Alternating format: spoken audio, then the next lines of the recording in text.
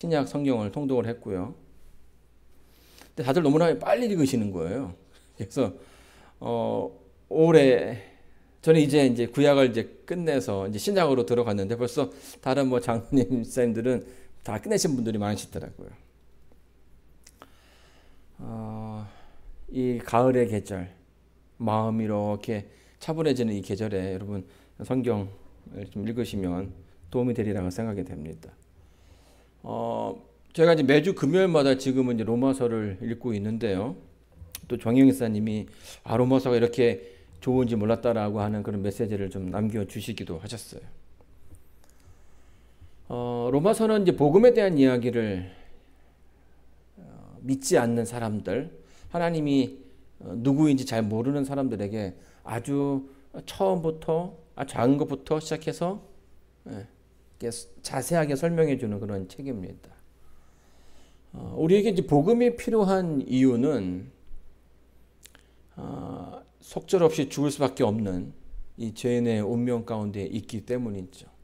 그래서 저 밖에 있는 세상 사람들이 어떻게 살아가고 있는지, 그들이 그 살아가고 있는 그 삶의 끝에 무엇이 있는지를 이야기해 주고 있습니다. 그들이 하나님이 없다 하고 하나님께서 그들에게 생명을 주시고 그들에게 육신을 주셨는데 그들이 하고 싶은 대로 자기들의 원하는 대로 살고 있는 그런 모습들 가운데 하나님의 마음이 어떠한지 이제 그려주고 있고요. 또 이제 그 다음은 이 사도 바울이 신랄하게 그 이방인들을 지적하는 유대인들의 모습을 보면서 그들 역시도 유대인 너희들도 크게 다르지 않다라는 이야기를 지난 시간에 좀 들었던 것 같습니다. 유대인이지만 하나님께서 선택한 민족이지만 그들 역시도 죄의 가운데 있다라고 하는 이야기로 이제 시작을 하게 되는 것이죠.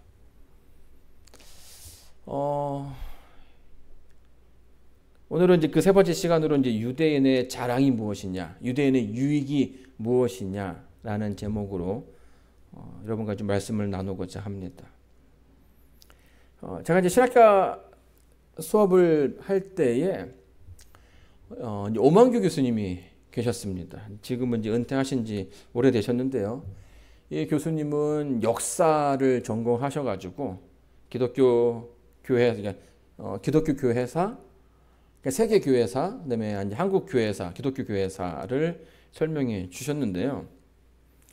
굉장히 열정이 있으신 분이었어요. 그래서 막 수업을 막 하시다가도 자꾸 이렇게 다른 데로 가는 경우가 종종 있었습니다.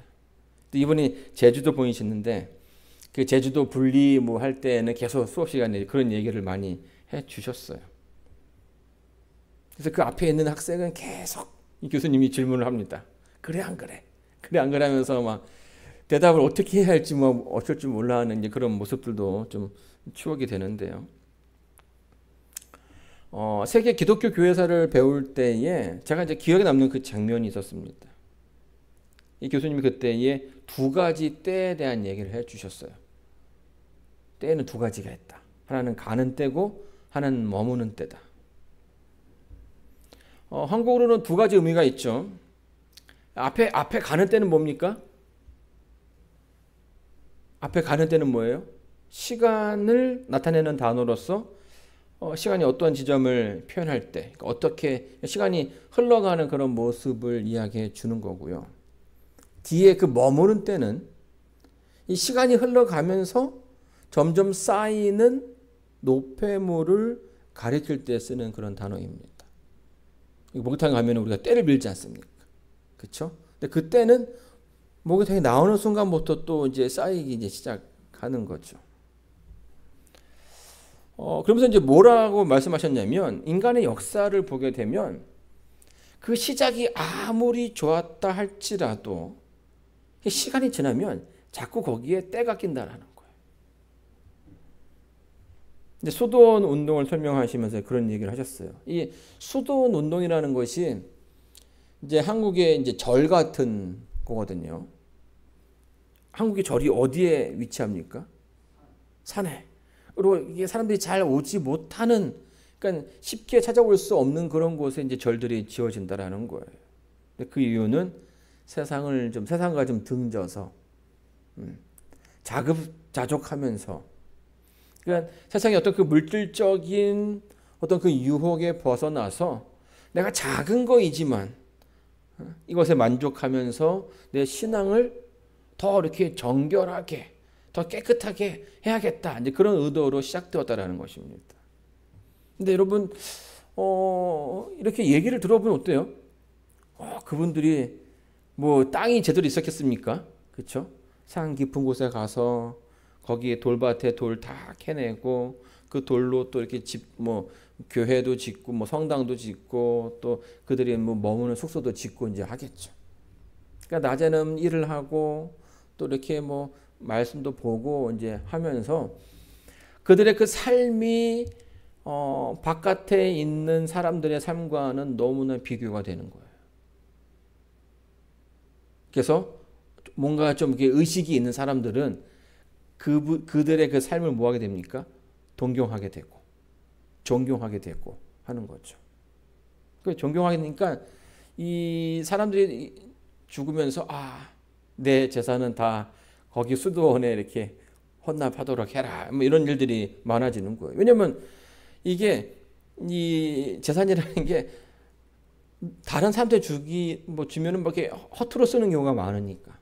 근데 이제 그렇게 어떤 바른 생각, 깨끗한 마음을 가진 사람에게 주면 더 나아지겠지, 이런 생각들을 많이 했던 것 같아요.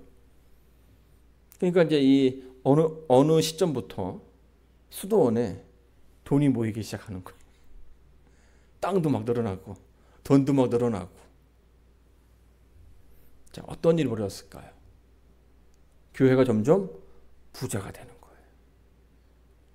그러다 보니까 이 수도원에 있는 사람들이 처음에는 정말 아무것도 없는 개척자의 모습으로 삶을 살아왔다면 이제는 가진 게 너무 많아서 이거를 지켜야 하는 관리자의 모습으로 바뀌게 되는 거죠. 그러면서 때가 끼기 시작하면서 교회가 타락하는 그런 모습을 보여줘 왔습니다. 역사가 이렇게 흘러가는 것 같아요. 처음에 아주 고상한 목적을 가진 어떤 단체나 어떤 그 운동도 시간이 흐르면 다 바뀌는 거죠. 여러분, 십자가 운동도 마찬가지입니다. 이 십자가 운동은 예루살렘이 그 이슬람에 의해서 정복이 되면서 이 유럽에 있는 기독교인들이 성지순례 가는 게 되게 어려웠어요. 그들의 그 평생의 소원이 뭡니까? 내가 예수님께서 살았던 곳에 한번 가서 그것이 어떤 곳인지 또 어떤 느낌인지 거기서 예배 드리고 오는 게 그들의 평생의 소원이었습니다. 근데 가다가 뭐 이렇게 위협도 당하고 또 가서는 정말 기독교를 모르는 그런 이들이 거기를 점령했기 때문에 굉장히 어려운 그런 시절이었습니다. 그래서 이제 거기를 회복하자 라고 해서 이제 십자가 운동이 시작이 된 거예요. 근데 이게 십자가 운동이 회를 거듭할수록 십몇 차까지 진행되거든요. 근데 회를 거듭할수록 이게 어떤 그 고상한 목적보다는 어떻게 바뀝니까? 개인의 욕심과 명예 추구로 변하기 시작하는 겁니다. 거기 가면 뭘 해준다고 하니까, 또 거기 가면 뭘 이렇게 죄를 다 용서해 준다고 하니까 이런 목적, 어떤 그 본연의 목적과는 다른 목적을 가진 사람들이 등장하기 시작했고요. 또 국가 역시 이걸 어떤 그 정치적인 도구로 사용하는 것이. 그래서 그 10여 차례의 그 십자군 운동을 하는 가운데 유럽이 굉장히 많이 피해를 입게 됩니다. 시간이 흘러도 때가 끼지 않는다라는 것은 굉장히 어려운 일이라는 거예요. 자, 로마서에 보게 되면 사도 바울도 이제 그 얘기를 해주고 있는 것입니다. 유대인들은요, 어느 민족입니까? 하나님께서 이렇게 택한, 그래서 이 선택된 그런 민족이라고 이야기하죠. 본인 스스로 굉장한 거기에 대한 자부심이 있습니다.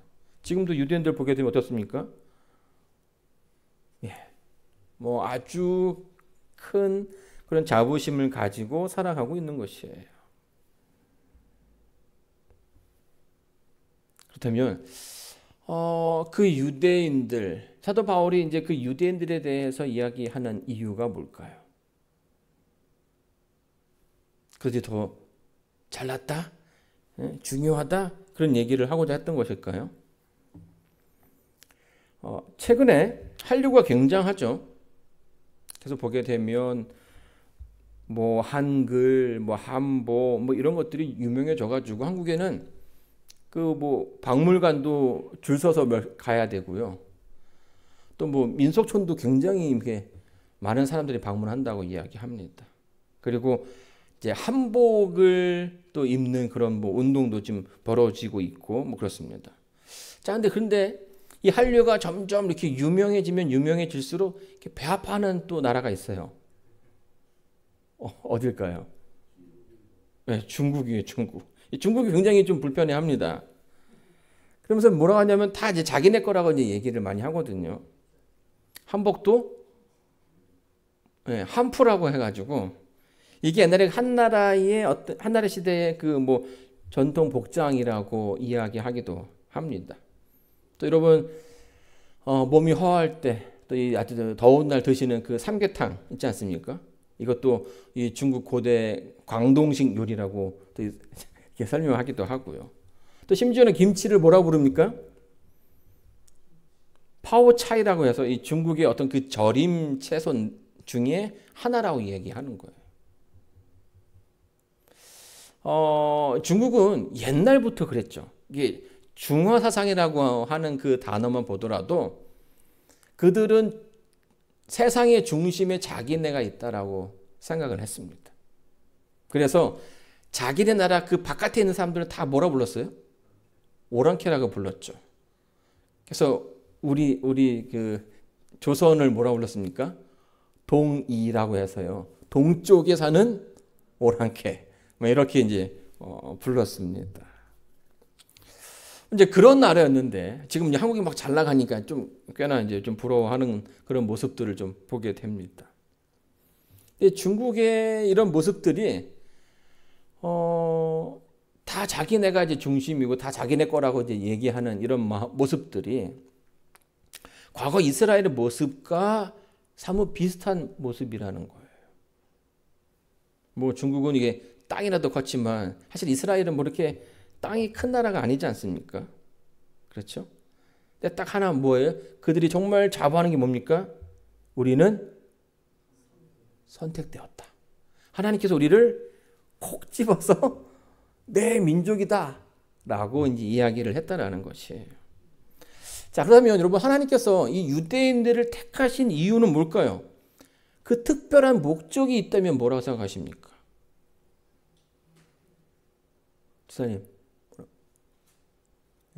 하나님께서 유대인들을 택하신 이유가 뭐예요?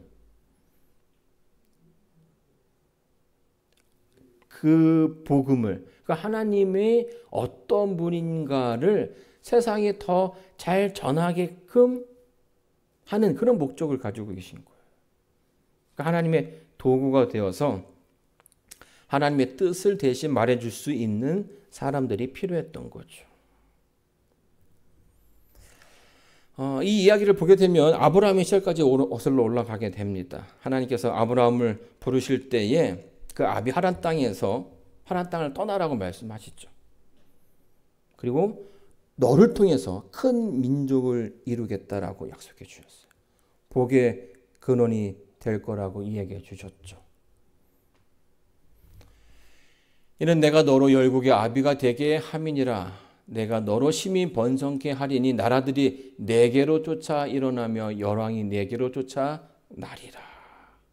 이 본문을 보게 되면요, 하나님께서 이스라엘의 그 선조들, 그 아브라함의 선택한 이유를 이야기해 주고 있어요. 이스라엘이 그 잘되는 모습을 통해서 그들이 왜 잘될까? 그들이 믿는 신은 누군가?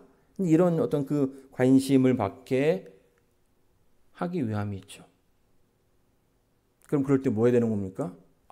우리가 하나님을 잘 믿어서 이렇게 잘 되었다라고 이야기해 주는 게 모범 답안인 거죠. 여기 보게 되면 이제 나일강의 그림이 나옵니다. 이게 지도에서 본 장면인데 파란 건 뭡니까? 바다죠. 저 녹색은 뭘까요? 네, 녹색은 이제 그 나무들이 자라고 이제 곡식들이 자라기 때문에 거기가 이제 녹색으로 보이는 거예요. 근데 그 저쪽에 나일 델타라고 해서 그 나일강은 이렇게 보면 아래에서 위로 이렇게 흐릅니다. 아래가 더 높아요. 그래가지고 이렇게 아래로 위로 올라 흐르는데 지금 이 녹색이 있는 곳이 바로 나일강이에요. 그러니까 저 녹색 지대는 무엇 때문에 있는 거예요?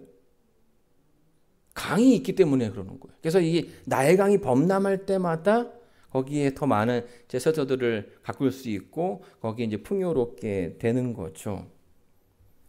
하나님께서 이스라엘을 택하신 목적은 그들을 통해서 다른 이들에게 복음을 전하기 위함이었다는 얘기를 하고 있는 것입니다. 하나님의 도구가 되어서 이 복음을 전해라. 이게 하나님께서 유대인들을 택하신 목적이에요. 자, 근데 문제는 뭐예요? 이 유대인들이 그렇게 하나님을 드러내고 하나님을 이렇게 하면서 살아왔는데 어느 순간 그들의 그 모습이 바뀌었다라는 거예요. 시간이 흘러서 점점점 거기에 뭐가 끼기 시작했어요? 때가 끼기 시작한 거죠. 그 복은 하나님께서 주신 것인데 유대인들이 그것을 전하기보다는 거기에서 중간 상인이 되어서 이 복음을 하나의 어떤 그런 자기의 도구로 삼고 자기를 높이는 그런 것으로 삼기 시작했다는 것이. 왜 그 중간에서 그 장사꾼들이 이렇게 가격 가지고 장난치면 어떻게 됩니까? 가격이 확 오르기도 하고 막 그러잖아요. 그 피해는 고스란히 누가 보게 되는 거예요? 소비자들이 보게 되는 것처럼. 이 유대인들이 그 중간에서 이 역할을 정말 잘 해줘야 되는데 그 역할을 잘 못하고 있다는 거죠. 로마서 2장 19절 20절입니다. 내가 율법에 있는 지식과 진리의 규모를 가진 자로서 성경의 길을 인도하는 자요, 어둠에 있는 자의 빛이요, 어리석은 자의 훈도요, 어린 아이의 선생이라고 스스로 믿으니. 유대인들은요, 여기 보게 되면 이 빛이라는 것을 통해서 그들은 스스로 빛이라고 세명학을 했습니다. 어둠 가운데 있는 빛이라는 거죠. 그래서 이 이방인들에 대한 어떤 그 사명을 나타내고 있는 거예요. 유대인들의 그 토라에도 보게 되면 자신들이 어떤 그 등불이라고 생각을 했습니다. 그 빛을 가지고 있는 사람으로서 그 어둠 가운데 있는 사람들에게 그 빛을 전해줘야 하는 거죠. 근데 이게 자기네 것이 아니기 때문에 사실은 무상으로 나눠줘야 하는 것이 맞는데 유대인들은 마치 그것을 자기인 것 마냥 생각하기 시작했고요. 그것을 자랑하고 그것을 자기들을 높이는 도구로 사용했다는 거예요. 여러분, 이 가운데서 우리가 우리의 모습을 살펴볼 필요가 있다라고 생각합니다. 성경은 분명히 주의 말씀은 내 발의 등이라고 이야기해 주고 있죠. 우리에게는 이 성경이 있어요. 그리고 성경의 말씀을 통해서 우리가 하나님의 어떤 그 기별을 알게 되었죠. 그것을 가지고 있고 그것을 우리가 잘 알고 있다면 우리의 그 삶 가운데 그 모습이 드러나야 한다라는 거예요. 우리가 빛 가운데 있다면 그 빛 가운데 있는 사람들처럼 살아야 한다라는 거죠. 그런데 유대인들은 단순하게 그것을 그 말씀을 가졌다는 것만 자랑하지 그것을 통해서 스스로를 바꾸려 하는 그런 노력들이 보이지 않고 있다고 사도 바울이 이야기합니다. 그래서 뭐라고 얘기하냐면 어리석은 자의 훈도요 어린아이의 선생이라고 스스로 믿으니, 그러니까 그들이 그 가진 빛으로 이방인들을 더 이렇게 계몽하고 더 낫게 해줘야 된다라고 이야기하면서 스스로 내가 그들보다 훨씬 더 낫다라고 믿는다라는 거예요. 정말 가장 가까이 있으면서 그 혜택을 누려야 할 유대인들이 그것을 누리지 못하면서 착각 가운데 있다라고, 자기 만족 가운데 빠져 있다라고 이야기하는 거죠. 그래서 갈라디아서 보게 되면 이 유사한 표현이 나옵니다. 만약 누가 아무것도 되지 못하고 된 줄로 생각하면 스스로 뭐 한다고요? 속임이라. 각각 자기의 일을 살피라. 그리하면 자랑할 것이 자기에게만 있고 남에게는 있지 아니하리니. 행함이 없는 어떤 그 자랑을 사도 바울은 위선이라고 폭로하는 것입니다. 하나님께서 유대인들을 택하신 분명한 목적이 있죠. 분명한 유익이 있는데 오히려 그것이 유대인들이 잘못되게끔 했다라는 거예요.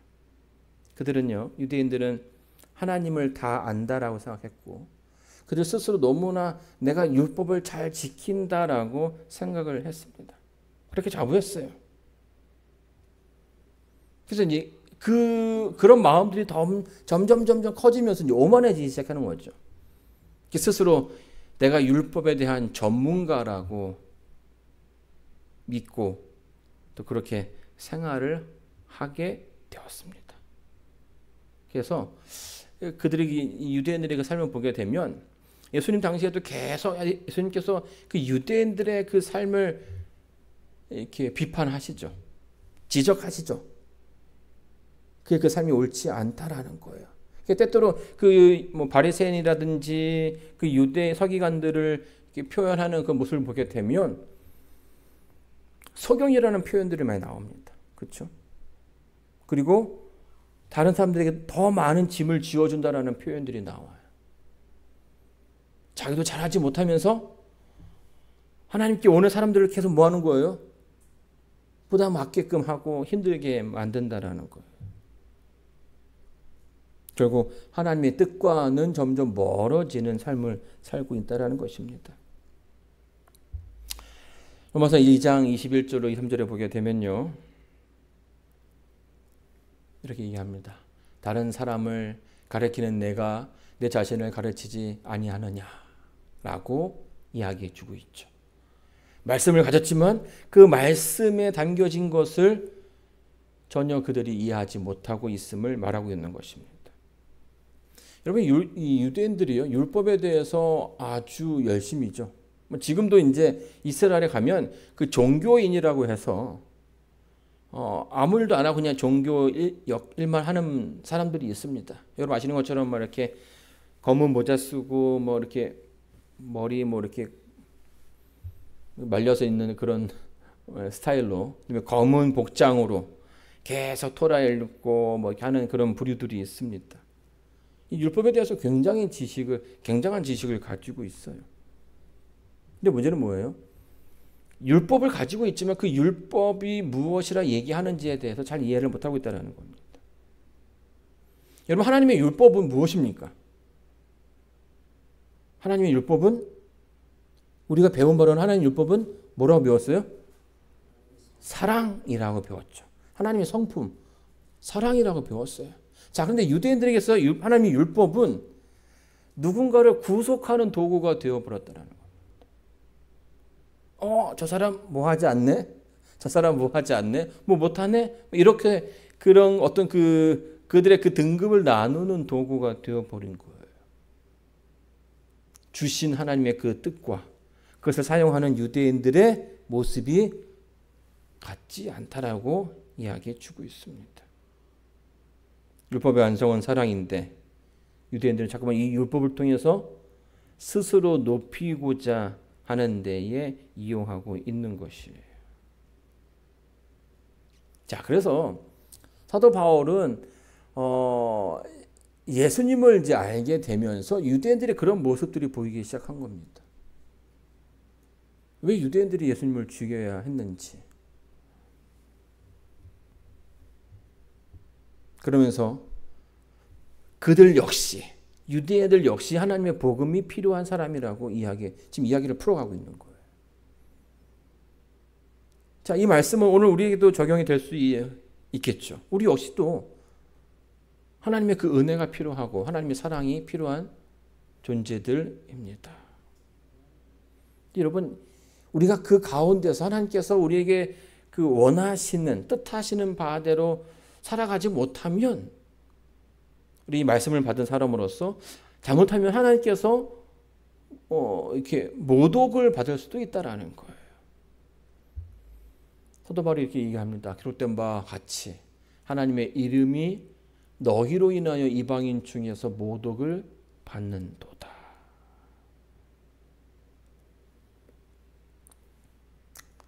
여러분, 미국에 오니까요. 제가 이제 처음에 왔던 그 장소가 미시간이었죠. 저는 사실 거기가 시골이라는 생각을 한 번도 해본 적이 없었는데, 이렇게 이제 나와서 생활해 보니까 거기가 정말 시골이었어요. 지금도 거기에 그 동네에 신호등이 몇 개냐 이렇게 알 수 있을 정도로, 제가 있을 때만 하더라도 신호등이 2개였는데 지금 하나가 더 늘어났다는 얘기가 또 들려오더라고요. 그리고 이제 미시간에서 밤에 가면요, 이 가로등이 없어요. 이해가 안 되시죠? 저는 원래 없는 줄 알았어요. 근데 여기 또 와보니까 여기는 뭐 그냥 길마다 양쪽에 다 있지 않습니까? 근데 거기가 좋은 게 하나 있어요. 이 하늘의 별이 얼마나 많이 보이는지. 그리고 거기에 막 이제 그 여름은 좀 지나면 이제 막 반딧불 막 이렇게 나오거든요.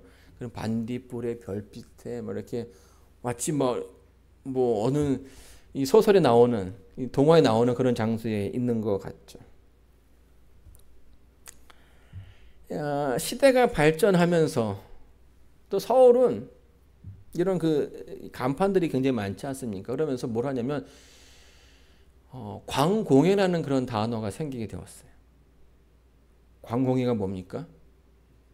이 밤에도 빛이 너무 많다라는 거예요. 그래서 이 빛이 뭘 못 보게 만들어요? 원래 그 하늘에 떠 있는 아름다운 별들을 보지 못하게 만드는 겁니다.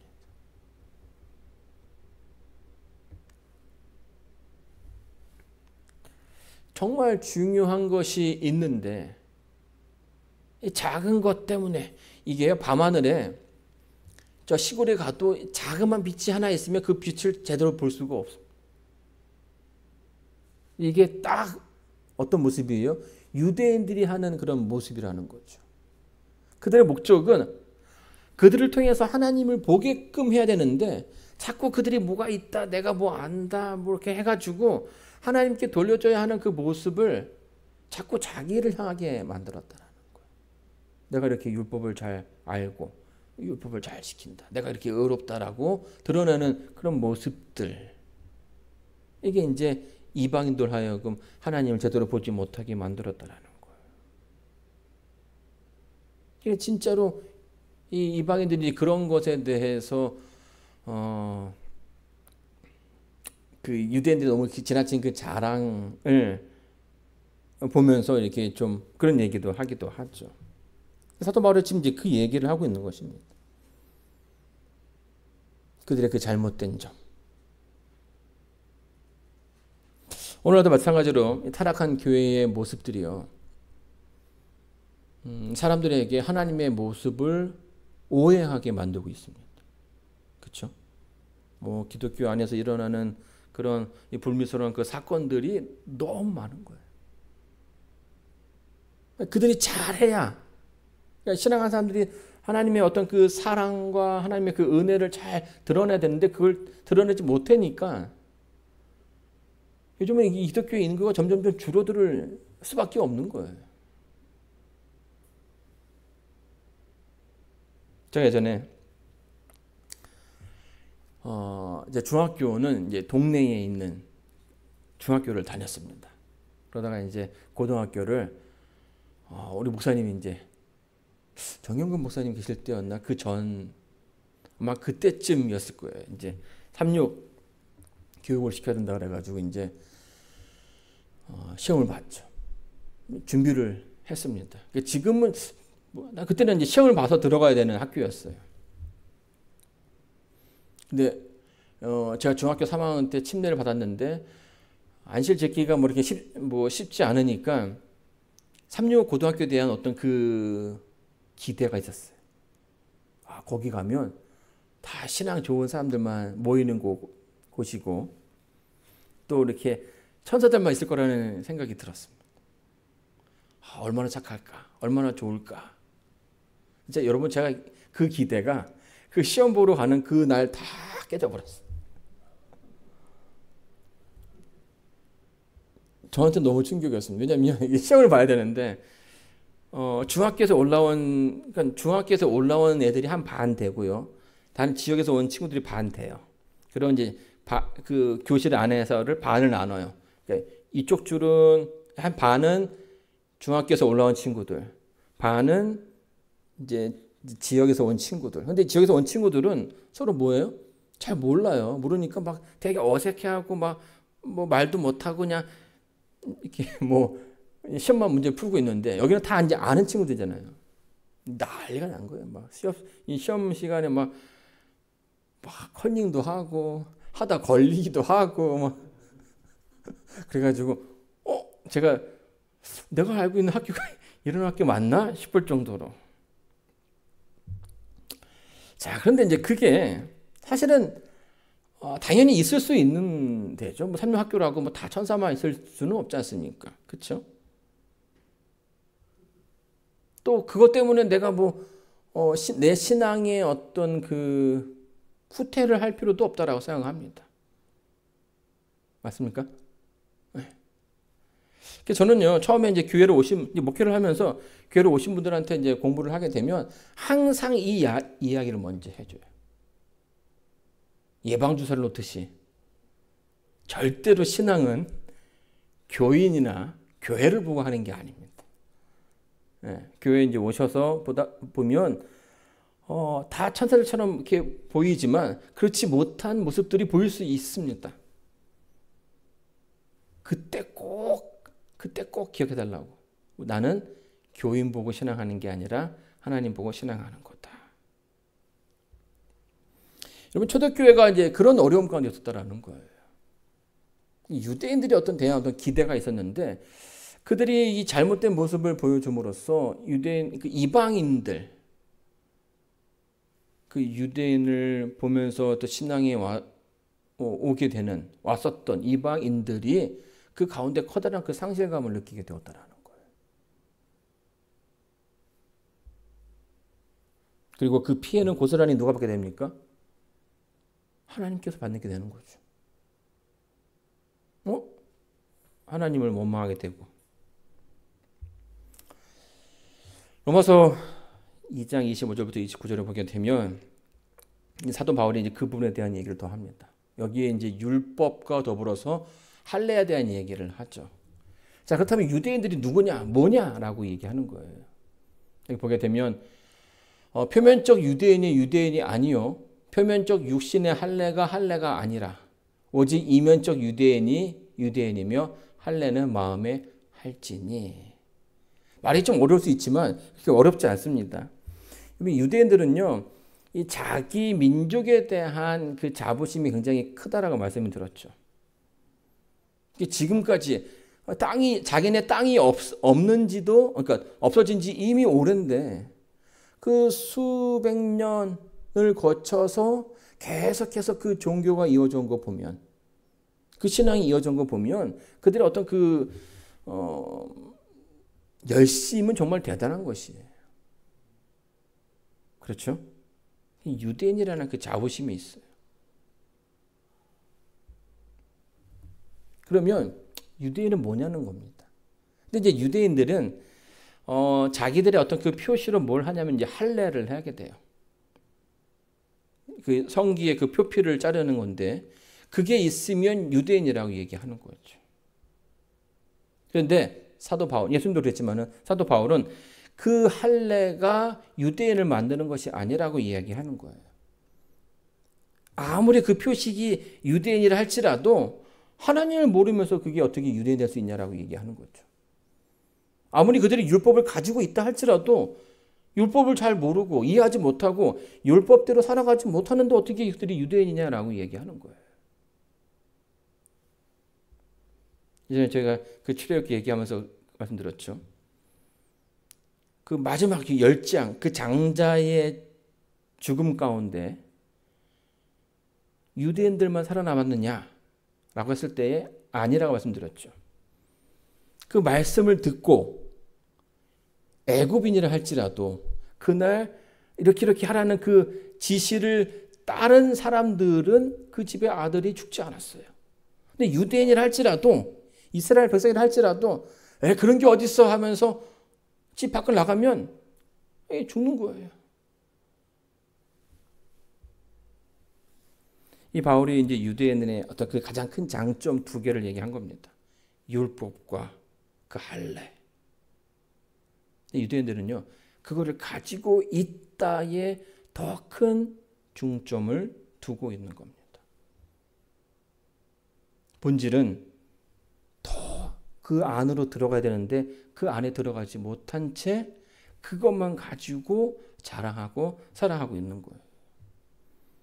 그래서 왜 이 할례 문제는요, 특별히 그 아브라함과 연결해가지고 그들이 아브라함의 자손이면 다 구원받는다라는 생각들을 가지고 있었다라는 거예요. 그런데 사도 바울은 그렇지 않다라는 거죠. 그래서 그들이 자랑하는 그 아브라함의 그 자손이라는 그 표식을 아무것도 없는 것으로 만들어 버렸어요. 대신에 더 중요한 사실도 들어가고 있는 거죠. 예수님도요, 침례 요한도 그랬습니다. 바리새인과 사두개인들한테 속으로 아브라함 조상이라고 자랑하지 말라라고 얘기하죠. 돌들이 아브라함의 자손이 되게 할 거라고 경고했던 적도 있었습니다. 이 형식적인 유대인의 모습이, 그러니까 형식적으로 받은 그 할례는 판례를 받지 않는 것과 크게 다르지 않다라고 이야기하는 거예요. 더 중요한 것은 뭐예요? 실질적인, 더 중요한 그 다음 단계가 있는데 그 다음 단계를 가지 못하면 의미가 없다라는 거죠. 자, 여러분, 유대인들의 유익은 뭘까요? 하나님께서 왜 그들에게 율법을 주셨을까요?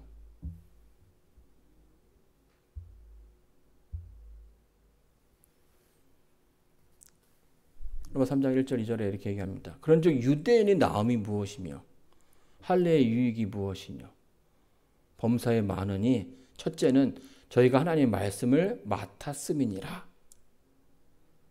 지금 사도 바울이요, 복음을 설명하면서 이 복음이 누구에게 필요한가? 죄인에게 필요하다라고 하면서 그 로마로부터 시작해서 그 이방인들의 그 죄를 쫙 나열했지 않습니까? 유대인 들으니까 막 그냥 마음이 흡족해요. 왜? 이 유대인들이 늘 이방인들한테 죄 많다라고 그러고 이렇게 하나를 이렇게 아래 등급으로 받지 않습니까? 근데 지금 유대인들한테도 계속 아니다. 그런데 너희도 잘날 건 없다. 라고 얘기하는 거예요. 그러니까 이방인도 잘못되었다. 유대인도 잘못되었다. 그러면 굳이 유대인이 될 이유는 뭐냐? 유대인을 택하신 이유는 뭐냐라는 거죠. 세상에 있는 사람들이나 교회 안에 있는 우리들이나 다 하나님의 죄의 용서가 필요한 사람이라면 우리가 뭐 밖에 있으나 안에 있으나 큰 차이가 없다면 우리가 굳이 이 바쁜 좋은 이 금요일 저녁에 이곳에 와서 예배 드릴 이유가 뭐냐라는 겁니다.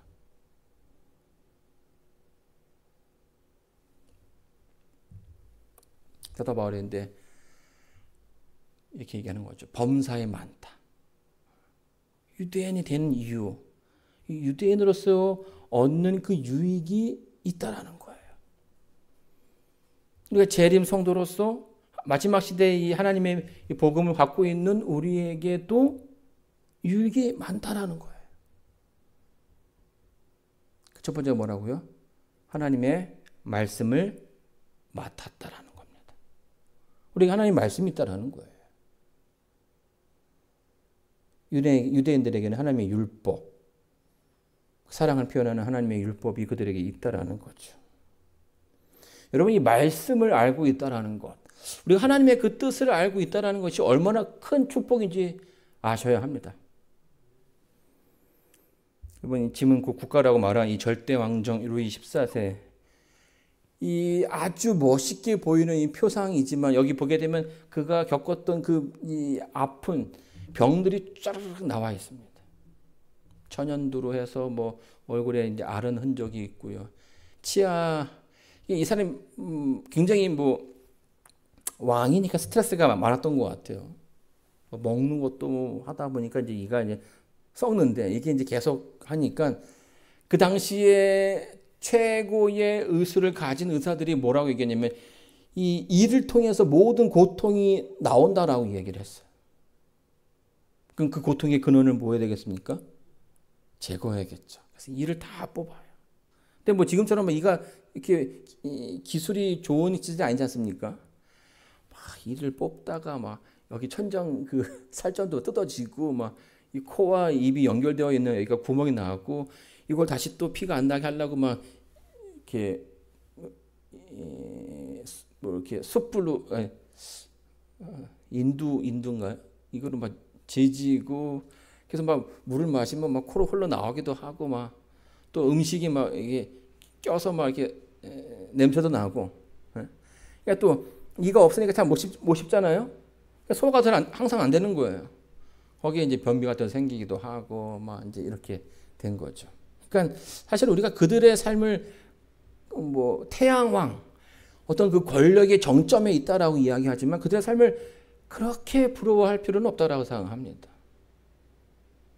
근데 왜 이렇게 힘든 삶을 살았느냐? 뭐예요?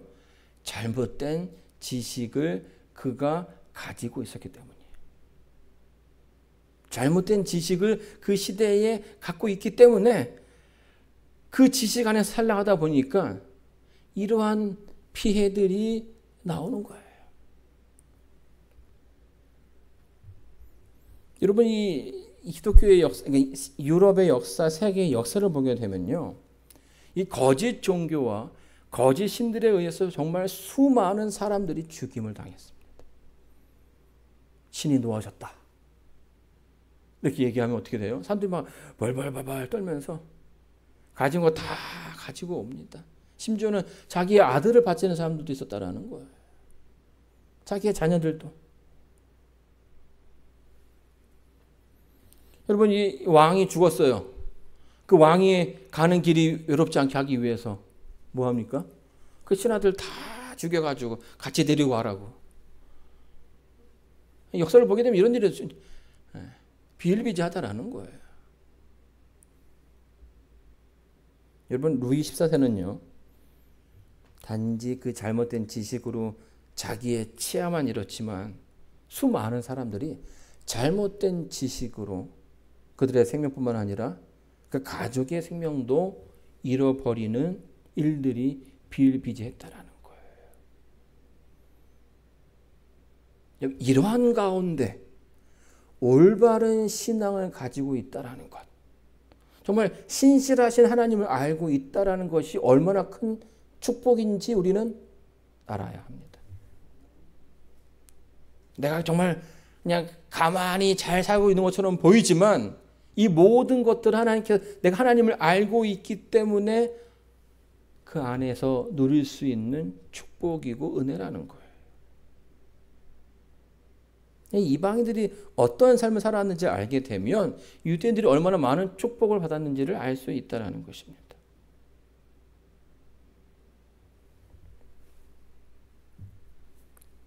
하나님께서 이 교회를 보살펴 주시는 거예요. 지켜주시는 거예요.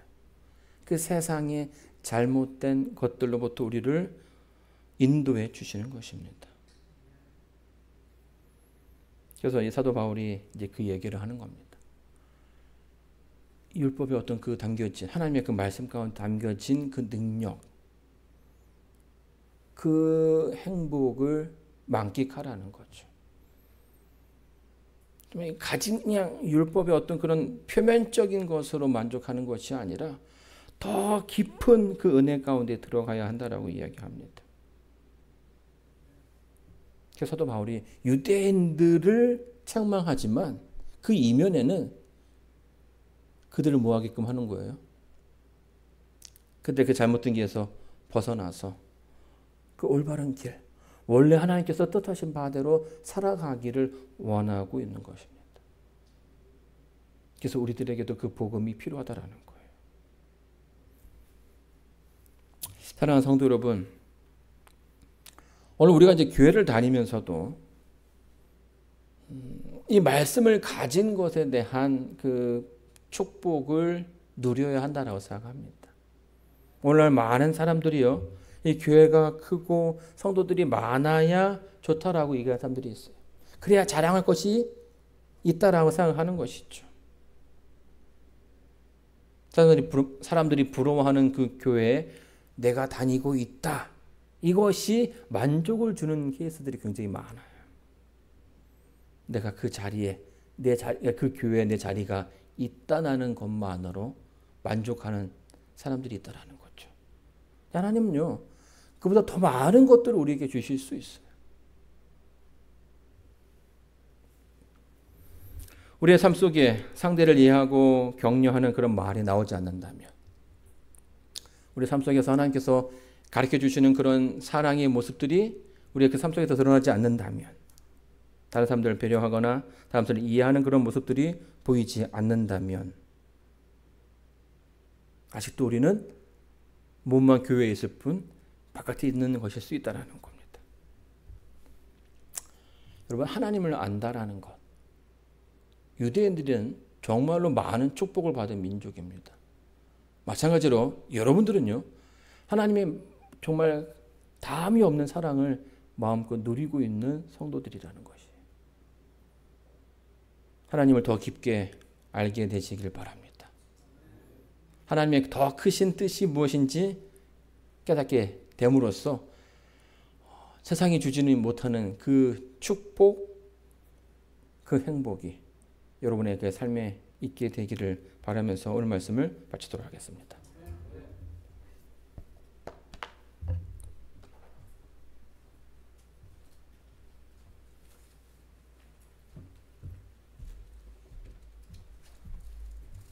함께 일어나셔서 마지막 찬미 266장 부르시겠습니다.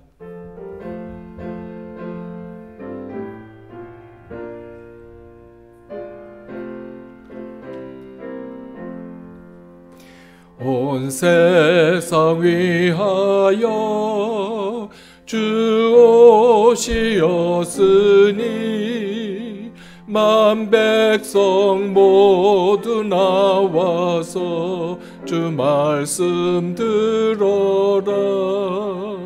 죄 가운데 빠져 죽어야 하는가. 구원의 음성 못 듣고 죽어야 하는가.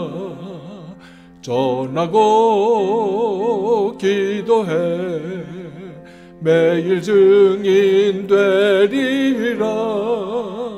세상 모든 사람 다 듣고 그 사랑 알도록 온 세상 위하여 그 복음 전하니 저 죄인 회개하고서 주 예수 믿어라. 죄인을 위하여 주 돌아가신 것 나 증거하지 않으면 그 사랑 모르리. 전하고 기도해 매일 증인 되리라. 세상 모든 사람 다 듣고 그 사랑 알도록 온 세상 위하여 주내 임하니 주 예수 이름 힘입어 이 복음 전하라. 나 먼 곳에 가서 전하지 못하나 나 있는 바로 그곳에 이 복음 전하리. 전하고 기도해 매일 증인 되리라. 세상 모든 사람 다 듣고 그 사랑 알도록.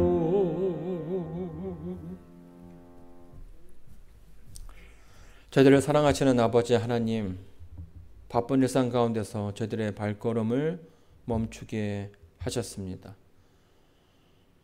저희들을 위해서 허락하신 하늘의 별들을 바라보게 하시고 저희들을 위해서 만드신 꽃들을 보며 미소 짓게 하여 주시옵소서. 하나님께 저희들에게 주시고자 하는 많은 것들이 있습니다. 그 많은 것들 다 허비하지 않고 누릴 수 있도록 저희들을 축복하여 주시옵소서. 이 말씀을 받은 성도로서 그 가운데 담겨진 사랑을 깨닫게 하시고 이 우울한 세상 가운데서 웃을 수 있는, 행복할 수 있는 주의 백성들 되게 도와주시옵소서. 이 시간에도 또 병마 싸우고 또 아파하는 분들이 계십니다. 그들의 마음을 위로하여 주시옵고 여전히 그들 곁에 계신 하나님을 그들이 발견할 수 있도록, 느낄 수 있도록, 체험할 수 있도록 축복 내려 주시옵소서. 저를 사랑하시는 예수님 이름으로 간절히 기도드리옵니다.